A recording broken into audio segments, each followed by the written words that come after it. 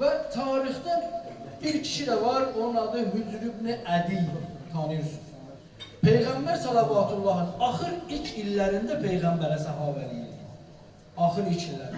Peygamber vefat edildikten sonra Hazreti Ali Aleyhisselam'ın yakın sahabelerinden biriydi ki İmam Hasan Aleyhisselam'ın dövründe Muaviye bin Ebu Süfyan onu iki evladı qətl Ali Aleyhisselam'a olan məhəbbətinə görə və Muaviyə ki onu çağırdı ki mənə bəyət elə, o Ali vilayətindən əl çəkmədi, üz döndərmədi, onu tutdular, gətirdilər Küfənin kənarında, iki oğlu ilə bir yerdə qəbrini də qazdılar, kəfəni də hazırladılar, dedilər ki, ya seçim qarşısında qoydular, ya Ali ibn Əbi Talib, ya da Muaviyə ibn Əbi Süfyan. Dedi, mənə icazə verir, son vəsiyyəti verir. Dedi, mənə icazə verin, 2 rükət namaz verin. Düz istəyən, dəstəmaz al. Dəstəmaz aldı. Dedilər, yenə dedi, Hücr ibn Adi. Dedi, mənə icazə verin, 2 rükət namaz verin. 2 rükət namaz qıldı, amma tez qıldı. Şəriətimizdə ona deyirlər, salatul xovf, qorxu namazı. Tez qıldı. Dedi, and ola Allaha, əgər zənn eləməsəydiniz ki, mən qorxaraq namaz qıldım, deyib, namazını çox uzadardım. And ola Allaha ki, bu həyatımda ən tez qıldığım namazdır. Namazın qıldı, dedilər, nə istəyirsən? İkinci vəsiyyətidir, nə?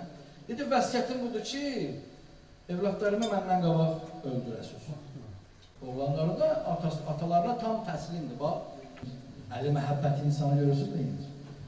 Atası heç demədi ki, oğullarım, qoy, sizi məndən qabaq öldürsün. Dedi, yox, oğlanlarımı məndən qabaq öldürsün. Oğlanları mütləq təslimiyyatla oğlanlarını öldürdülər. Birinin adı Abdullah'dır, birinin adı ise Humam'dır. İkisini de gözünün qabağında öldürdülər. Sonra Hicr ibn Adi öldürdülər. Hicr ibn Adi dedi ki, dedilər, niyə belə elədin? Niyə evlatlarını sən qabaqcadan fəda verdin? Dedi, and ol Allah. İstəmədim ki, məndən sonra mənim ölümümdən görən mənzərədən ki, görəcəklər, qorxacaqlar. O qorxudan Əlinin vilayətindən ayrılmasın. Gözümlə gördüm ki, evlatlarım o yolda canları getdi. O məhəbbət uğrunda canlarına keçdi. Bu Hücr ibn Adi.